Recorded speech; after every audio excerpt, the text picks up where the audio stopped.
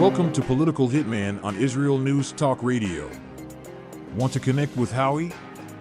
Email him at howie@israelnewstalkradio.com. Now here's your host, Howie Silbiger.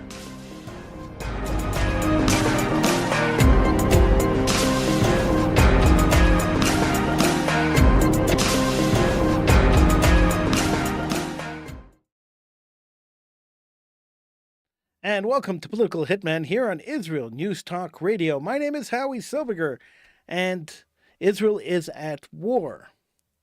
Now, it's not the first time Israel's been at war. It's not the first time this month Israel's been at war. Israel's been at war for a couple of years already. And at war with Gaza, at war with Iran, it's not a surprise. And anyone who claims that this is a surprise, that this war is a surprise, should have your head examined. And I mean that in the nicest way possible, of course. I don't mean to insult people. But really, there's no way to even describe how naive you have to have not seen this war coming. Years ago, Bibi Netanyahu stood in the UN and told the world that Iran was a major threat, that Iran's threat to annihilate the Jews of Israel was very real, and that Iran would be reaching a point where they would have a nuclear weapon. And if the world didn't step in, Israel would have to take care of their national defense. They would have to take care of protecting their citizens, protecting their people. And they were very clear about this. And Bibi Netanyahu didn't mince words back then. And the world ignored him. In fact, not only did they ignore him, the president of the United States at the time, I was going to say Osama bin Laden, but actually it was Barack Obama. The president of the United States at the time, Barack Obama, he decided that he was going to enter an agreement with Iran, a nuclear agreement with Iran. He was going to supply Iran with billions of dollars, and he sent $1 billion in cash to the Iranian government, which was on the brink of bankruptcy. He bailed them out. And how did that help Israel? Well, it didn't. And Israel is one of America's closest allies in the Middle East, and it didn't help them at all. And now Iran was close to a nuclear weapon, close to developing a nuclear weapon, with their avowed goal of destroying the state of Israel and killing everybody in it. So how could anybody be surprised that there's a war? That Israel preemptively struck Iran to destroy its nuclear capability, to knock its military back to the Stone Age, in order to protect the 9 million people living in Israel. But Iran retaliated. Hundreds of missiles are now flying into Israel. Israelis are living in their bomb shelters yet again. And the fires that these missiles are creating in Haifa, in Tel Aviv, in Yerushalayim, are just as hot as the fires in the ovens of Auschwitz. The idea that another enemy has risen less than 100 years after the last one to destroy the Jewish people with an avowed plot to destroy the Jewish people. This is their goal, is the destruction of Judaism and the Jewish people. It is scary to start with, but there's a difference. The difference now is that the state of Israel exists, and that the Israeli Defense Force is never going to allow an avowed enemy of the Jewish people to destroy the Jewish people. It's going to be a lot harder to commit mass genocide against the Jews when the Jews have self-determination and have their own armies to defend themselves. Jews around the world are being attacked, and they have been attacked since October 7th. It's quite fascinating that in the 2 years since October 7th, Jews around the world have been attacked relentlessly. One has to wonder, why is that? Does the state of Israel represent worldwide Jewry, or does worldwide Jewry represent the state of Israel? Many would say, no, the state of Israel is its own entity, and worldwide Jewry are their own entity. We're not Israelis. People who live in North America, people who live in Europe aren't Israelis. So why are they being attacked over something that's happening in Israel? Something that's happening thousands and thousands of miles away from them. Why do Jewish institutions across the world have to spend millions and millions of dollars on security over events that are happening far, far away from them. It doesn't make any sense. There's no logical sense. When something's happening between the Tamils and the Sri Lankans, you don't see the Sri Lankan community in North America having to go and defend themselves, having to go and spend billions of dollars in security in order to protect their citizenship. That doesn't happen. When the Hutus and the Hitsis are fighting, you don't see any of them outside of their countries having to defend themselves. When a country's at war, normally it's the politicians and the representatives of that country that have to worry, not people who share the same religion as the people who live in that country. So why is it that there's a difference when it comes to Jews? The answer is simple. In my mind, it's really simple. It's a very clear and straightforward answer. In my mind, the answer is that this has nothing to do with Israel. The attacks on Jews around the world have nothing to do with Israel. Israel's a great reason to attack Jews, but it's not the reason that Jews are being attacked.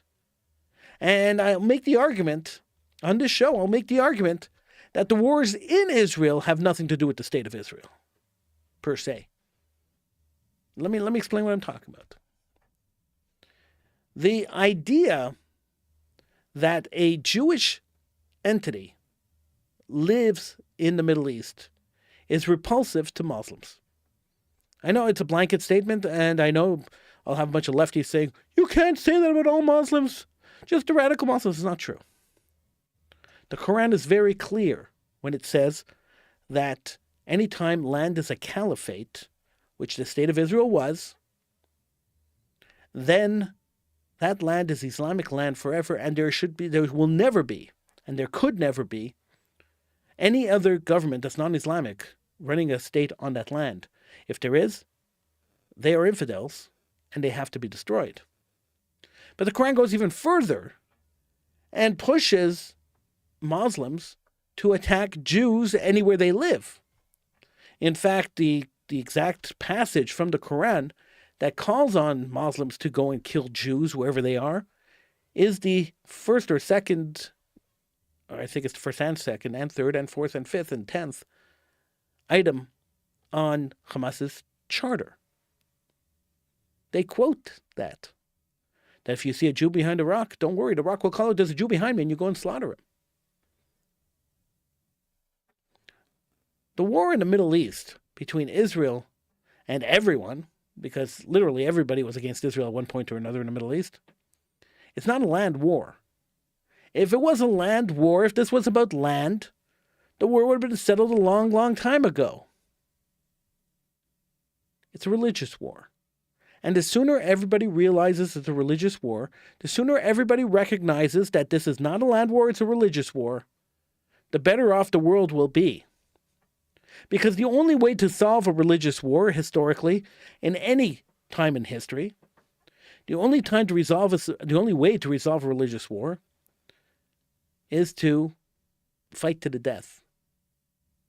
Now, I know saying it out loud sounds really strange, it sounds archaic, but that's Middle Eastern philosophy. It's archaic. They're living in the 18th and 17th century.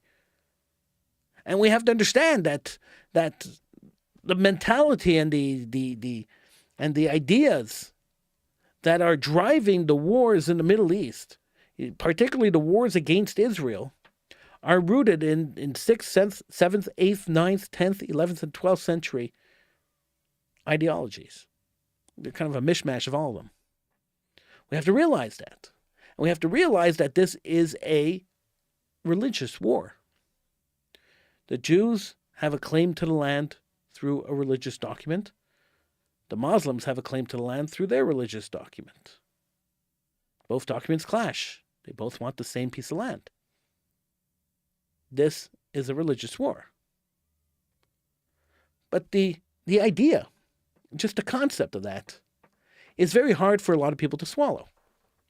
A lot of people are very upset when I point this out.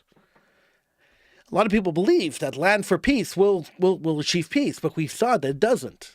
It's a proven failure. The Oslo Accords are a proven failure. Evacuating Gaza taking every man, woman, child, body, every fire hydrant, every dog, every building out of Gaza. Didn't achieve peace. That was a land for peace deal. That didn't achieve peace. It achieved more war. It achieved rockets falling on the heads of Israelis for 20 years. A war crime, every single rocket, and a world silence as Jewish population, it was indiscriminately attacked. Innocent civilians indiscriminately attacked by rocket fire. The same thing they're accusing Israel of doing to the Arabs in Gaza was happening to southern Israel for 20 years, and not a peep from the world. Now Iran is doing the same thing, indiscriminately launching rockets into civilian populations, killing civilians with ballistic missiles. And not a peep from the United Nations, not a peep from the rest of the world. Silence. Just goes to show that Jewish life means nothing. That Jewish blood means nothing. If this were any other population where rockets were indiscriminately falling onto civilians' heads, the world would be in an outrage. They'd be yelling, the Geneva Convention is now being violated. The Geneva Convention, which says that you're not allowed dropping rockets on the heads of civilians. If there's no military target, you can't drop a rocket or a bomb. It's clear in the Geneva Convention. It's a war crime. But nobody's accusing the Iranians of war crime. South Africa isn't bringing the Iranian government to the ICC. The hypocrisy is unbelievable. But not surprising. Not shocking. We've seen it before. Unfortunately, we're living through it again. This hypocrisy has existed for years. World War II proved that the world didn't care about the Jews. Everybody knew what was going on. Nobody did a thing to stop it. The world couldn't care less. Annihilate the Jews, better off for the world, right? Today, with the idea and the idea floated around that we're only attacking Zionists, we're not attacking Jews. Well, wait a second. If that's true, then why are Jews around the world being attacked? And why are those attacks being coordinated through organizations that support Hamas? I don't understand why there's a call to globalize the Intifada if the fight is only in Israel. Why there's a call to gas the Jews if the fight is only in Israel. What about the Jews living outside of Israel? Shouldn't they be living in peace, in harmony in the countries they live in? Yet they're not. Every single week, every single day, there are rallies and protests by Hamas supporters yelling for the murder and the mass murder of Jews. And not Jews in Israel, just the mass murder of Jews in general. And everyone remains silent. There's not even a peep. Nobody even cares. And Jewish organizations are screaming and yelling, and they're the ones getting arrested. They go and they counter these protests, and the Jewish counter-protesters are the ones who are arrested. It's okay to yell in a Jew's face, globalize the Intifada, murder your people, but it's not okay for a Jew to fight back. In fact, it's horrific if a Jew fights back. A Jew gets arrested. And they say that Nazism died in Europe in the 1940s. It's not true at all. An inbred ideology like Nazism doesn't just go away. Two continents turned their backs on the Jewish people, turned Jews in, treated Jews as inhumane people, as inhumane entities, not even people, as subhuman. You think that philosophy disappears? You think it disappears in 5 years, 10 years, 100 years? That philosophy is alive and well. Just transferred. They just found a new way to market it. Hate the Jews is fine. As long as you say they're Zionists, it's okay to hate them. Kill the Zionists is fine. Globalize Intifada. Oh, great. Free Palestine. Eat a watermelon. Oh, market it any way you want to market it. Jew hatred is Jew hatred. I don't care how you want to sell it. It's mind-boggling that the world media has bought into this Jew hatred, and has publicized it and given them the publicity and the exposure they need in order to continue with their vile hate. But here we are. We're here. We're suffering for it. And the fires of Auschwitz are still burning in Yerushalayim and in Tel Aviv and in Haifa. They've never stopped burning. And we're living proof that those fires are never going to burn us out. Jews are going to survive this. We're going to survive this. We're going to prevail. We're going to destroy the enemy, as we always have, with the help of God. And we will continue to exist as a people. And the state of Israel will continue to exist. They're not going to push us into the sea, and they're not going to kill us. But we will exist until the next enemy rises up. And that could be in 5 years, it could be in 10 years, it could be in 50 years or 100 years. And then we'll go through this whole process all over again. It's mind-blowing that in so many centuries, everything repeats itself, that history keeps repeating itself over and over and over again. Hate the Jews, kill the Jews, kill the Jews. Hate the Jews, kill the Jews. Blood libel, blood libel, blood libel. Different formats, different ways. It's the way it is. The blood libels today are being spread by the mainstream media, who are lying through their teeth intentionally about things that happen in Israel, about things that the Israelis say, the Israeli politicians say, about how the Jews of North America are connected to Israel. They are lying insensibly. And the world is eating it up, buying it as if it was gold, accepting it into their homes. And why, you ask? Because the underlying Jew hatred has always been there. We've always been hated people. There's never been a time in history where the Jews were loved in any country they were in. Which is why it's essential that Jews have the state of Israel and that we have the right and the power to live there. Why it's essential that we have a strong government with a strong army that's willing to defend Jews wherever they are. Because lacking that, Jews would be in big trouble. We would be annihilated. They tried to kill us once, they tried to kill us twice, they tried to kill us 3 times. So throughout the Jewish history, genocides after genocide after genocide. The last one was the Nazis. But now here we go again. Tell me honestly, and think about this for a second before you can honestly answer this question.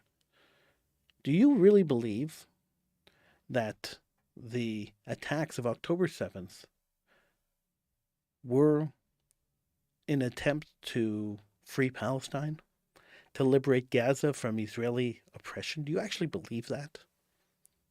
Think about it for a second.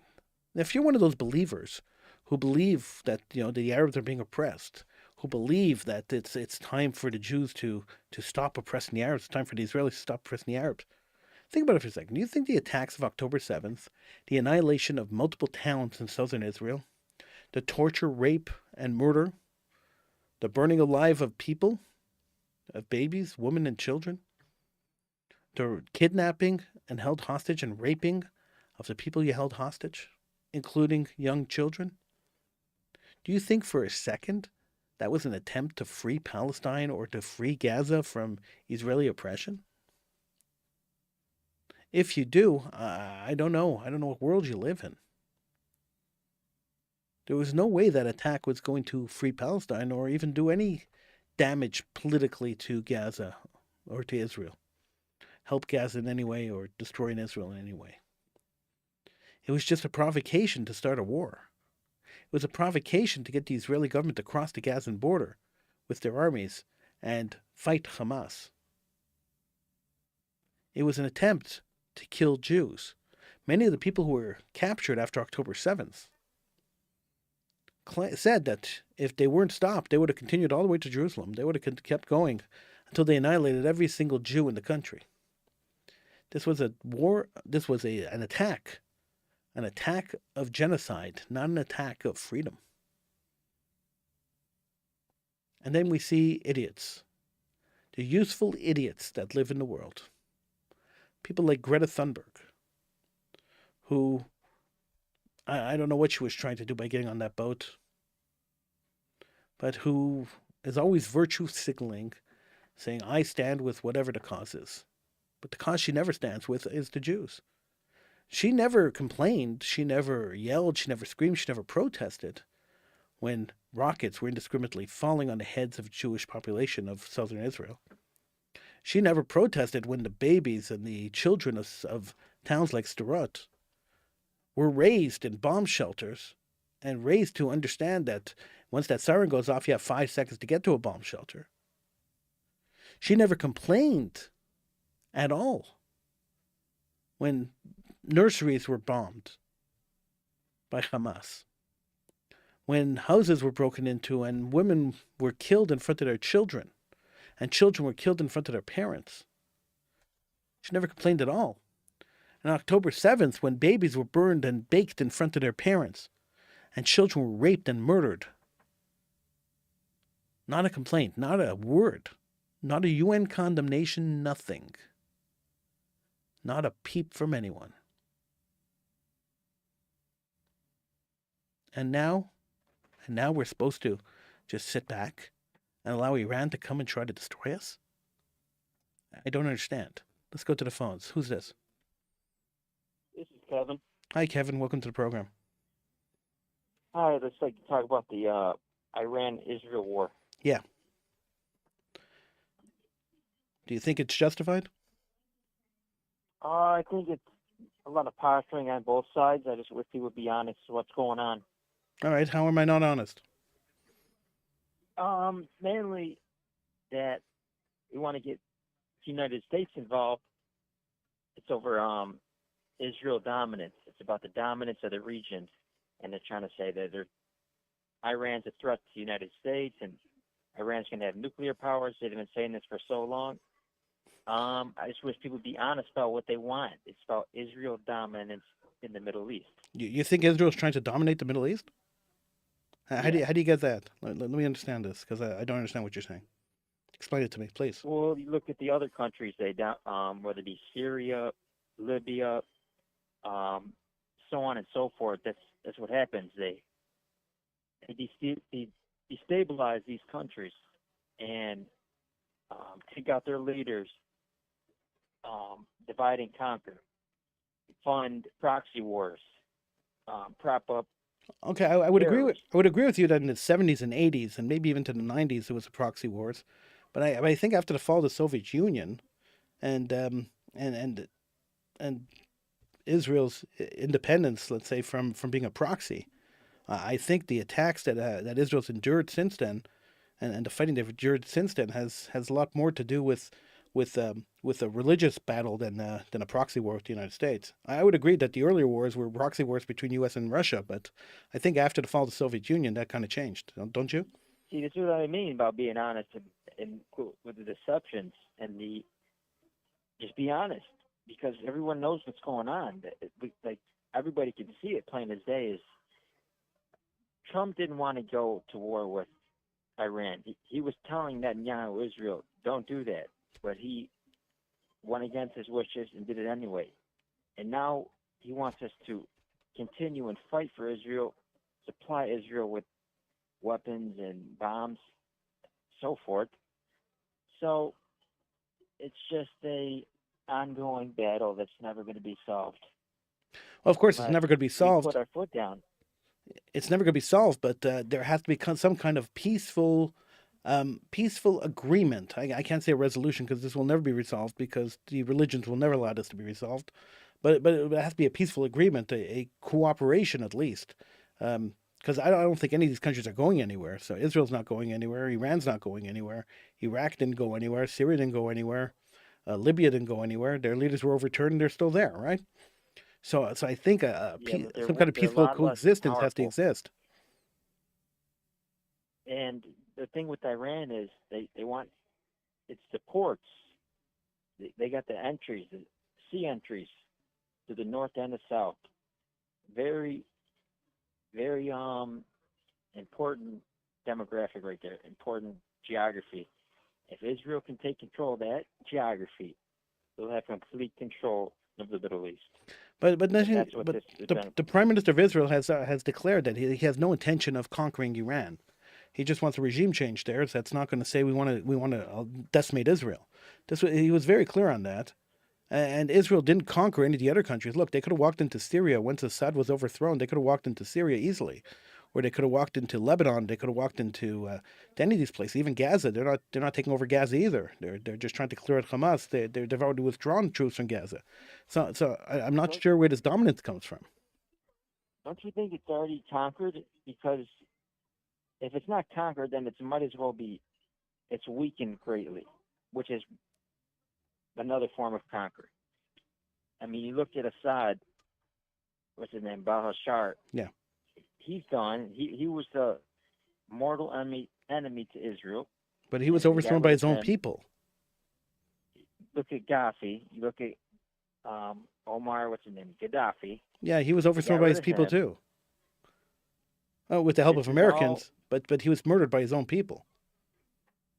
Because they were funding proxy war. They're funding rebels that attacked him. This is what they do. They fund proxy wars. They fund the rebels. They destabilize. This is divide and conquer. This has been going on for centuries. You look at the Bolshevik War in Russia. This is what they did. They pit people against each other, destabilize, divide and conquer. And people are waking up to it. They're waking up to the double standards. They're waking up to the hypocrisy.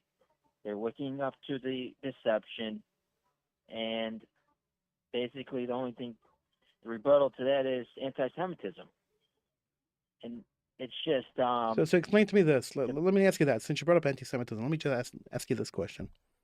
So there's a war in the Middle East. Israel's fighting on two fronts now. What does that have to do with Jews in New York or Jews in Canada or Jews in the United States? Why are Jewish communities and Jews in particular being attacked around across the world, in Europe, in the United States, in Canada? Why are they being attacked everywhere? Because a lot of Jews throughout the Western world, they support this. You look at someone like Bill Ackman. They give a lot of money to it. So let me understand this. So let me understand this. But I don't. Let me tell you this. But let me ask you a question. Let me ask you another question. I'm sorry. Let me ask you another question. So throughout centuries, people living in other places always supported one philosophy over another philosophy in whatever country they were affiliated with, or whatever country they supported, or whatever country they had an affinity to.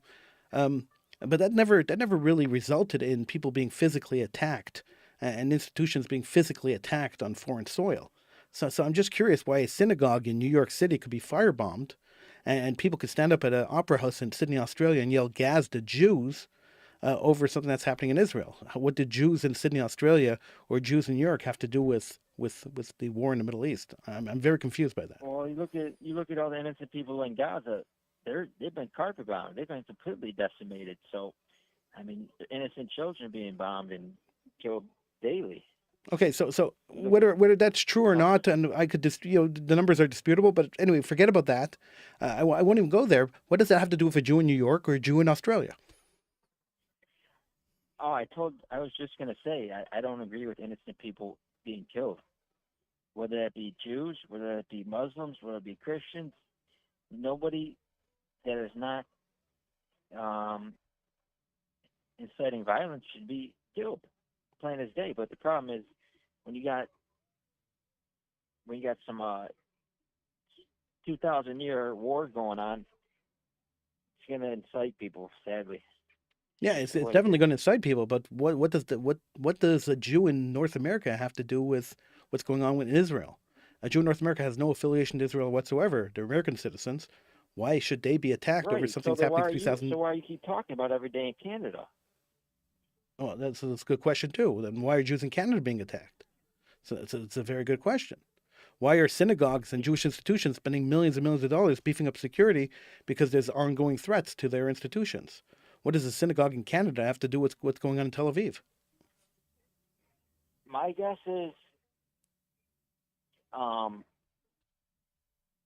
that's the only way they can get back. That's the only way they feel like they can get even, or retaliate. They see what's going on in other countries. This is their way of those people, which I don't agree with, is But trying to get revenge. then why weren't people? That's what it looks like to me. Then why weren't people who supported the Assad regime being attacked in North America or in Europe? Why weren't people who support the Houthis being attacked anywhere? Why is it only the Jewish people who allegedly support Israel? Some of the places being attacked in North America and Europe don't even support Israel. Why is it only the Jews that fall into this category? Why isn't everyone else into this category? I mean, the Christians get attacked all the time. They get freaking ran over at Christmas parades. They get freaking attacked all the time. There's Christians being killed daily. That's true too, but mean, but they're not being killed because something else is happening 3,000 miles away or 5,000 miles away. I disagree. I think they're being killed because of so-called support. They feel like they're supporting it. Okay. Well, entitled to our opinion. Thank you so much for calling. I do appreciate it. We're going to agree to disagree there, but yeah, for sure. Appreciate having a conversation. But thank you so much for calling. I appreciate it. And please feel free to call back anytime. Thanks. All right, so I don't have to agree with all the callers. They don't have to agree with me. That's fine. It's good to have disagreements. You see, I'm happy that we live in an environment, at least here, where we could disagree with each other and not kill each other and not have to scream at each other and not yell death to whoever it is who's calling in or death to me. There have been so many instances, so many times where people have not been able to express their opinion or have been stopped from expressing their opinion because somebody else disagreed with them. So I'm glad that we could agree to disagree and we can move on and we could continue to talk and continue to have this conversation. And if you don't agree with me, I honestly invite you to call in. Let's hash it out. Let's talk. Because talking is the only way that we should be able to resolve our issues and our problems outside of the physical violence that's happening in a war somewhere else. So if I have opinions on that, you have opinions on that, and our opinions don't jive, we could hash it out. We could talk it out. But violence in areas where the people aren't involved in the actual war seems to me like a nutty thing. I don't understand it. I can't really understand why a synagogue would be attacked in New York over something that's happening in Tel Aviv. Why a Jew in Canada, in Toronto, or in Montreal would be attacked on the street. Why a man would be killed in Los Angeles at a pro-Israel rally where he's supporting Israel. He's entitled to his opinion. He's an American. He's entitled to his opinion. But he was murdered at a pro-Israel rally because he expressed an opinion that he supported Israel. Okay, you might disagree with him. You might be angry about what's going on there. But does it give you the right to kill him? Does it give you the right to commit violence against him? I don't think it does. Now, you could agree to disagree with me, and that's fine. But I think it's kind of psychotic. It's kind of crazy that Jews outside of Israel, that Jews who are not Israelis outside of Israel, have to suffer because of what's happening in Israel. Whether the perception of what's happening in Israel, whether it's true or not, or what's actually happening there, whether it's true or not, because you really never know what's actually happening there. You can't trust the news. And unless you're there and see it with your own eyes, you don't really know what's going on. Propaganda on all sides. So you never really know what's going on. But all I know is that the indiscriminate launching of missiles into a civilian population that has no military target, you're just lobbing missiles into civilians. What I know is that's a violation of the Geneva Convention. That's a war crime. And what I know is that all these peaceniks and all these self-proclaimed peace now people should be screaming in outrage at the fact that bombs are being lobbed into civilian populations, and they're not. That I know for sure. And what I know is, and what makes me upset, is the fact that people, innocent people, are being put in jeopardy for no reason. Bombs are falling on their heads. You're not allowed targeting civilian populations. That's in the Geneva Convention. And every country that is at war right now in the Middle East signed the Geneva Convention. So I'm very confused by this. I'm very confused why the United Nations hasn't condemned the indiscriminate falling of bombs on civilian heads. and why they didn't for the last 20 years when Hamas was launching missiles into Israel.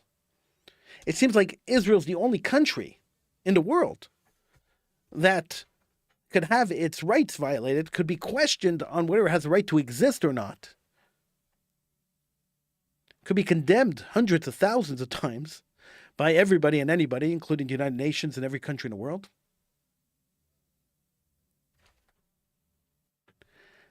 Who were the victims of a genocidal attack and suddenly became the villains. No other country in the world would suffer that fate. When America passed the Patriot Act, which stripped Americans of most of their basic human rights after 9/11, and then went on a rampage war against Iraq and Afghanistan and Libya, and wiped out the governments of Iraq, Iran, and Libya. The caller just kind of mentioned that. We touched on that. The world didn't say a word. The world allowed them to do it because the world understood that after a massive terror attack like 9/11, America had the right to defend themselves. Israel wasn't accorded that same understanding when it came to Gaza, when it came to Hamas. After a horrific attack on October 7th, where if you measure the population and you look at the percentage of the population killed in the 9/11 attacks and the percentage of the population killed in the October 7th attacks, you'll see that a larger percentage of the Israeli population was killed than the American population. And yet, Israel has been condemned from October 8th on. The hypocrisy is what bothers me. I'm totally outraged by the hypocrisy. Look, I'm not surprised that Iran's lobbing missiles into Israel. Israel attacked them. It was a surprise attack. Israel attacked Iran on Iranian soil. There was going to be retaliation. But the retaliation should have been targeted retaliation, not indiscriminate attacks on civilian populations. That's terrorism. If you want to retaliate against a government that attacked you, you attack government. You attack government installations. You attack the army. You attack the politicians. You attack the parliament. But lobbing indiscriminate missiles into civilian populations and killing random people, that's terrorism. But it's not a surprise from Iran. They are the main funders of terrorism around the world, continuously the main funders of terrorism around the world. So it doesn't shock me that they would choose a terror tactic in order to retaliate against a targeted attack on their military. Not shocking at all. And if you were shocked by it, well, read a little more and understand the region a little more. So what am I saying here? Where am I going with all this? What are we talking about? Essentially, what I'm saying is that I don't believe for a second that after World War II and the Geneva Convention after World War II, where it was agreed upon by the world that it would be unacceptable to attack civilians indiscriminately. After bombings of Dresden and London, it was decided that killing innocent civilians was not the way to fight a war. Wars had to be a little more civilized, and, if you want to kill somebody, kill a soldier, don't kill a civilian. And they passed the Geneva Convention. And then the United Nations agreed, and they took in the Geneva Convention as one of their resolutions. And all the countries who are fighting now in the Middle East are members of the United Nations and should be following the United Nations and the Geneva Convention. And Israel, who attacked Iran, yes, it's true, they fired the first shot. After Iran threatened to annihilate them, they fired the first shot. But Israel firing the first shot against military installations and military targets, Iran has not claimed that Israel killed civilians. They killed the top military brass, military targets. Their retaliation of lobbing bombs indiscriminately into the civilian population of Israel is a war crime. The same way Hamas lobbing bombs into the civilian population is a war crime. And for that, they should be held accountable. And for that, everybody who has a heart and everybody who cares about the indiscriminate killing of innocents should be outraged that innocent Israelis have been killed by these kind of attacks. That's it. That's all I'm saying. All right, I'm Howie Silbiger, political hitman. Thanks for joining me. I'll see you next time.